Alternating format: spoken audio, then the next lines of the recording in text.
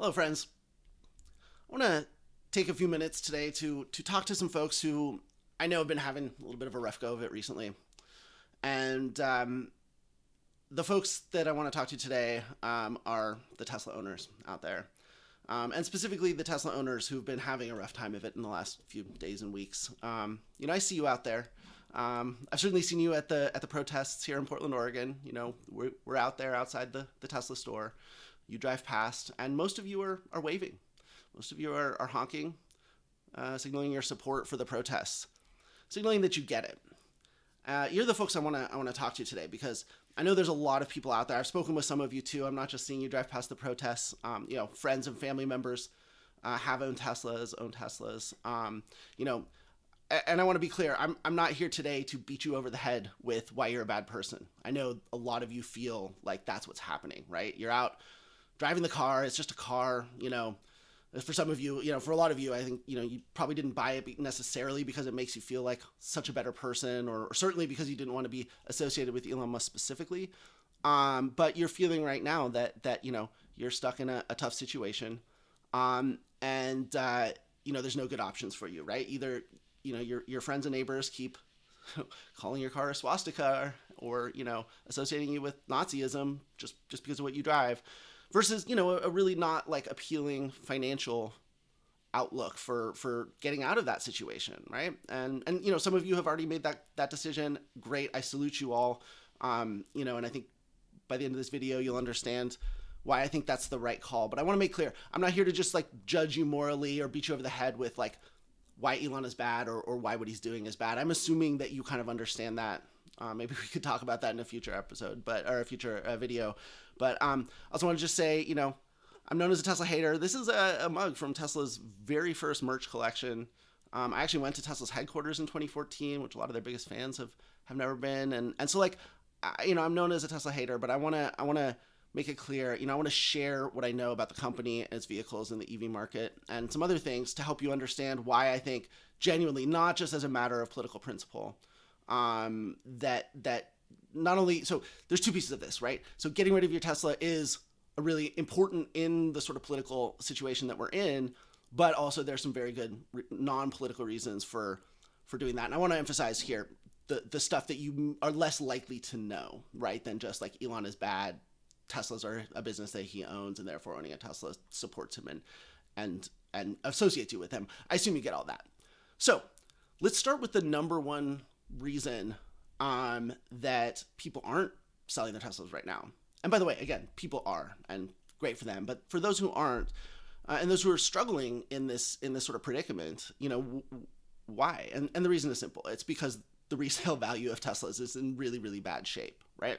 If you sell your Tesla right now, depending on when you bought it, you're looking at, tens of thousands of dollars basically in sort of nominal loss on that. So, and I see people out there sort of saying, every car loses value, buck up, like grow up, deal with it. This is part of the deal. And to some extent that is true. But, like to be fair, Teslas are losing value more than other cars. I think it's valid to not want to take that loss. But there's a couple things that you should understand. The most important of this is that resale is not going to improve, right? Just like with the stock, what's happening is Teslas were a positive trend, right? The way trends work is, they start and people pile in and then the social benefits for sure. And certainly from an investment perspective, right? Getting in early means that you buy low and as people pile in, it becomes more, your profit, increases, certainly again with the stock. With a car, right? So it's a fundamentally, it's an asset that loses value over time. But if more and more people are selling their Teslas, the just from a pure market theory perspective, it's pretty clear. Selling as early as you can, getting out while you can, is the most effective economic strategy. And I will say the chances, nobody, right? We live in an uncertain universe. Anything is possible. The chances that resale values for used Teslas are going to go up at any time is not good, right? And it's not just because of the protests and the anti-Elon backlash, right? The resale value of Tesla started to go down well before, we were in the moment that we're kind of in right now. And so, we can get into sort of why some of those things are. And I think at a fundamental level, one of the most important lessons that I've learned about Teslas as vehicles is that they're really engineered and designed for sort of short-term impressions, right? They wow you. They're unlike any other car. They're more like a smartphone. And I think it's good to think about what a smartphone is and how it's different than a car, because I think Tesla embodies that split, right? A smartphone is high tech. You can play games on it. It's got this really adaptable system that, you can push software to it and really make all these changes to the user interface and what it can do. And it's got all this flexibility built in, but as hardware, it's like not very robust. They don't last very long. It's not robust to like heat and cold and things like that, moisture. So, cars typically are less sophisticated and fancy and connected and online and software definable, but they're robust physical objects that are designed to start and stop, and operate over hundreds of thousands of miles in conditions ranging from the desert to the Arctic to the jungle, And so, fundamentally, Tesla's whole approach to cars are such that this was sort of inevitable, right? It's not just that they're not durable, but also, things like having aluminum body panels on their mass market, vehicles and stuff. I mean, the repair costs, and this is why the insurance costs of Teslas are high as well. And so, to some extent, I think people should understand that, like, again, the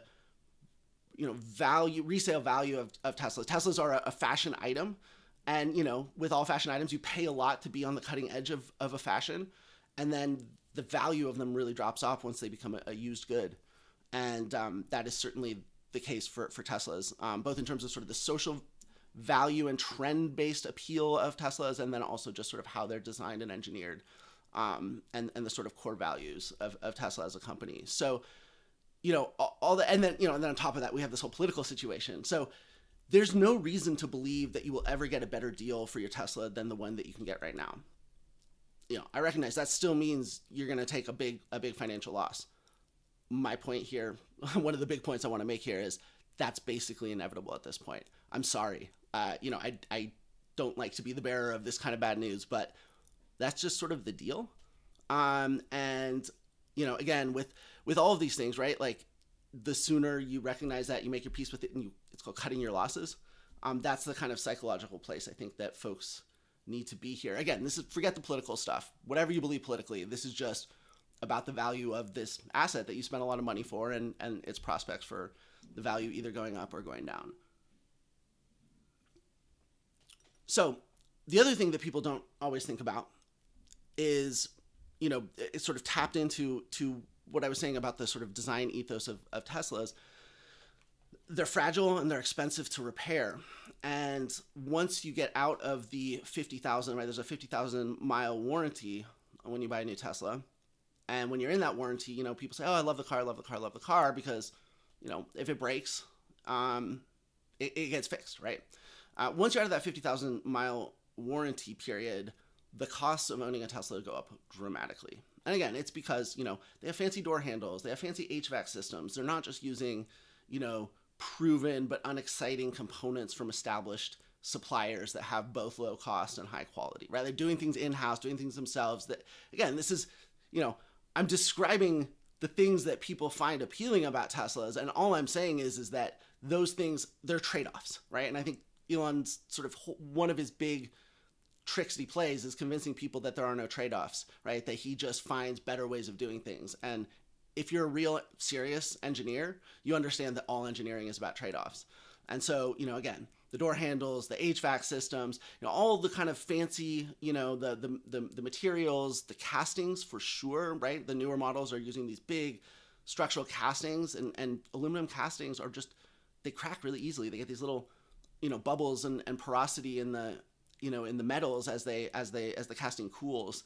And this creates little teeny tiny weaknesses that are, you have to x-ray every single one of these parts to, to really get the kind of level of quality. And then, if the giga casting or whatever they call them on your Model Y or whatever else, if that cracks, like, that's a structural part. Your vehicle is totaled, right? And you can go on the forums and you can see, Tesla is getting in fender benders, Model 3s, Model Ys, all of them. and it's $30,000, right? And insurance is totaling out the car. So your insurance cost is high, but your repair cost is high. And once you're out of that warranty, when you're in the warranty, it's easy to ignore this piece of it. As soon as you get out and you start paying hundreds, thousands of dollars for, again, door handles, screens, just little things that break, that cost will go up. And what's really so that's cost to you, right? That's cost coming out of your pocket. It's also cost that's going into Elon Musk's pocket. And I think that's also really important to understand here, that right, it's easy to think, okay, boycott, right? Just don't buy a new Tesla. Well, actually, service is a pretty important and actually one of the few areas of Tesla's business that is really growing, right? People don't know that so much, right? So in 2024, Tesla's service revenue was up pretty dramatically. It was about $10.5 billion was service revenue. That's just the money coming in to service Tesla vehicles.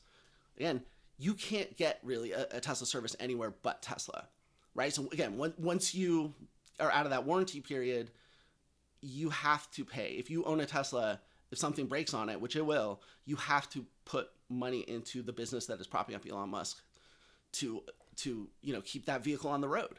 And again, that's growing. It was about $8.3 billion in 23. In 2024, it was up to $10.5 billion. So that's like almost a $2 billion jump. And in a year where their sales volume didn't really grow. And so what that tells you is Tesla sees its existing owners as an opportunity to prop up its revenue as the sales of its new cars, flattens out and starts to decline.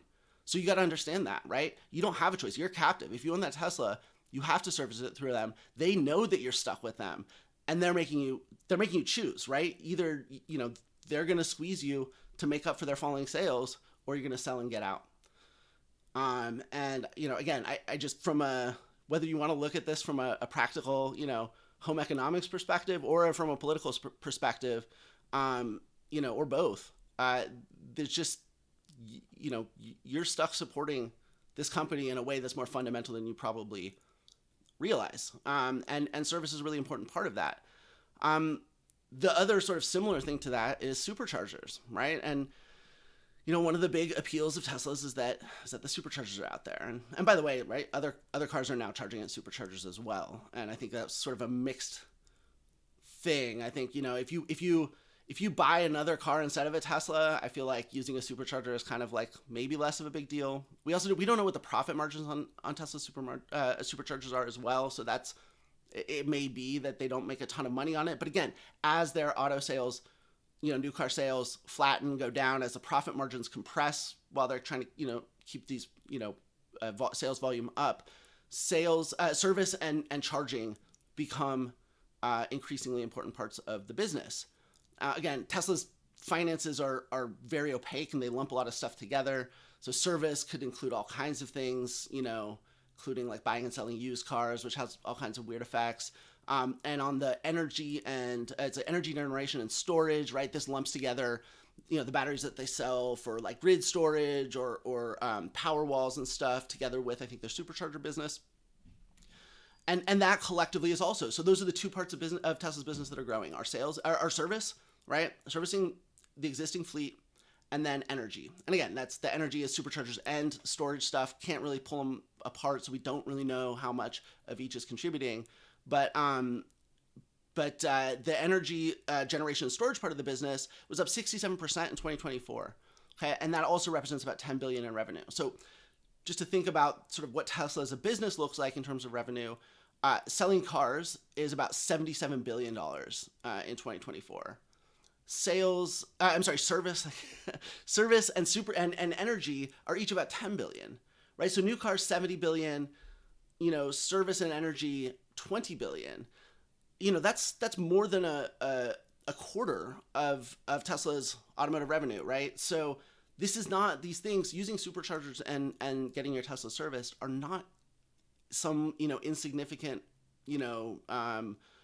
rounding error, in Tesla's business, especially as the core making and selling cars business, gets worse in terms of sales volume and profit margins, these other parts of the business become more and more important. They're the ones that are growing.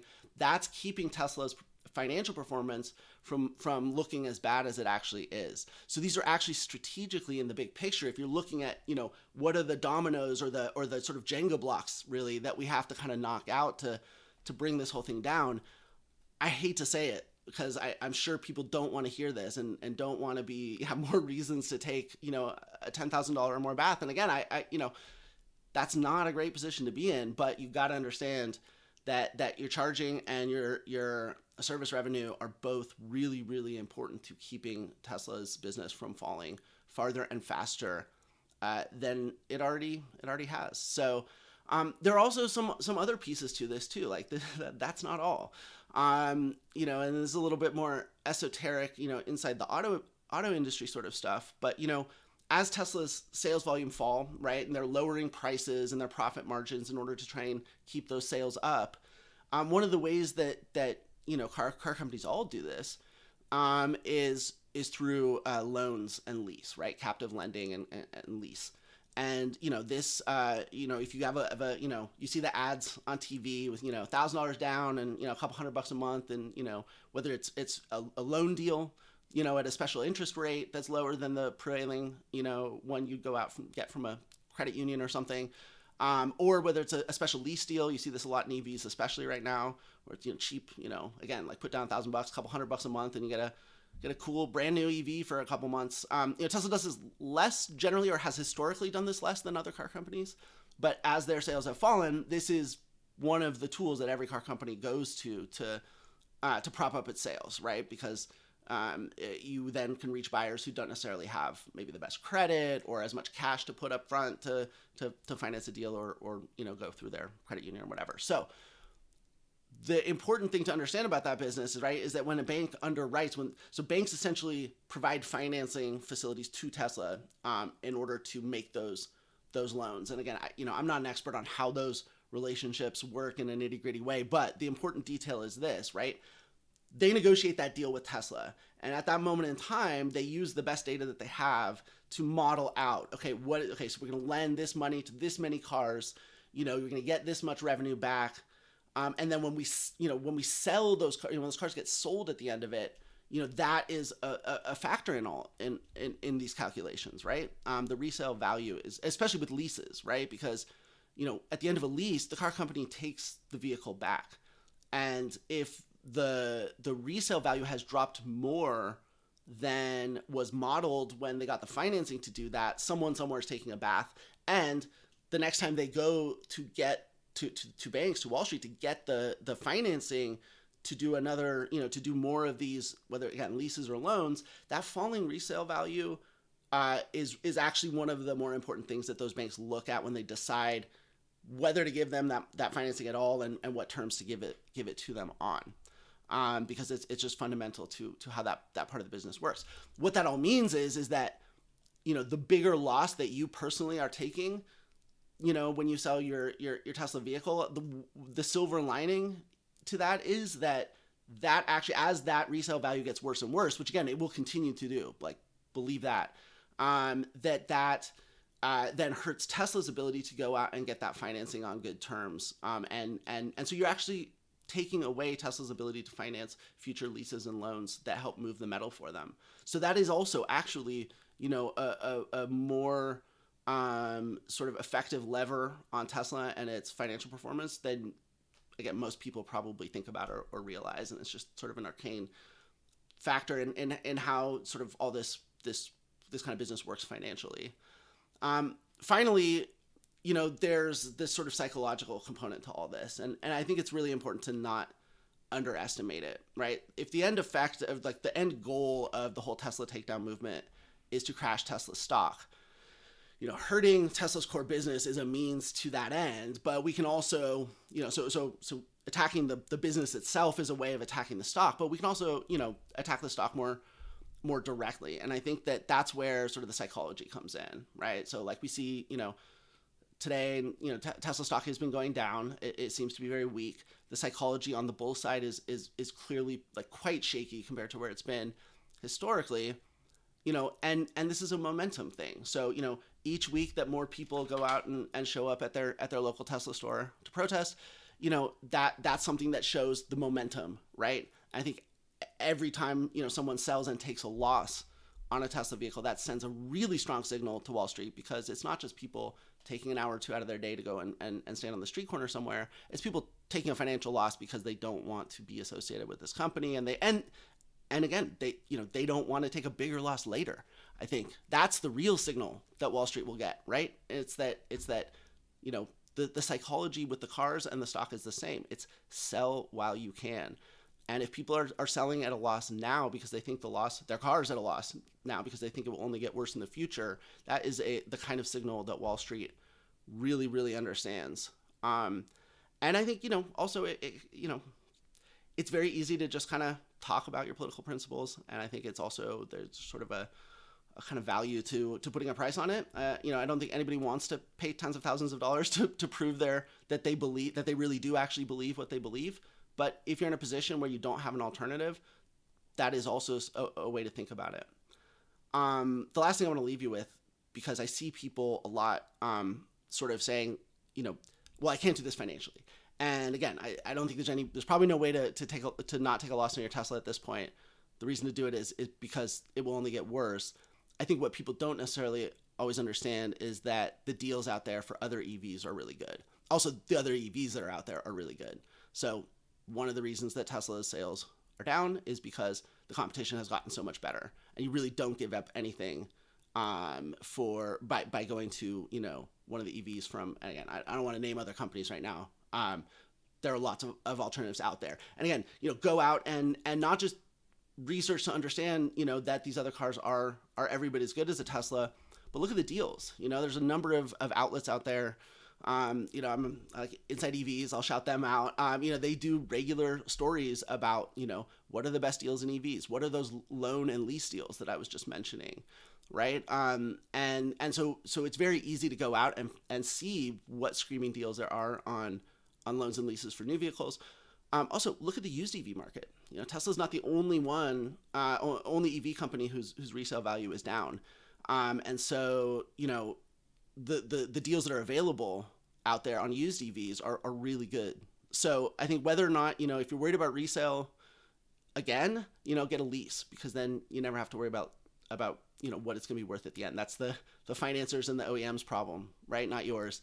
But also, if you buy a used one, then most of the resale is sort of there. If you're just going to drive it for as long as you can get really nice EVs, EVs that companies were losing, tens of thousands of dollars when they were $60,000, $80,000 new. So you were getting a good deal when those were new relative to what it cost them to make and develop. And now some of those vehicles are available in the 20s and certainly in the 30s of thousands of dollars.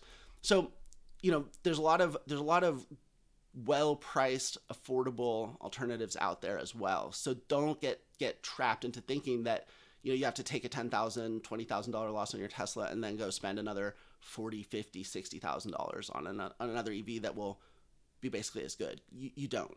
Also, look at hybrids. I think there's lots of ways to sort of balance your own financial needs with sort of the broader greater good. And I think at this point, certainly getting out from a situation where you have no choice but to fund really critical parts of Elon Musk's business and really directly prop him up in a way that really nobody else is doing, like that is why people are reacting to Teslas and Tesla owners the way that they are, is because, and I did an earlier video, it's the next video on my list, about sort of just the broader Tesla takedown strategy, why Tesla is the linchpin to Elon Musk's empire, and why boycott and divestment can work and really have a really dramatic impact on him and on the political situation. So check out that video if you don't understand why Tesla itself is so important. I don't want to get into here now.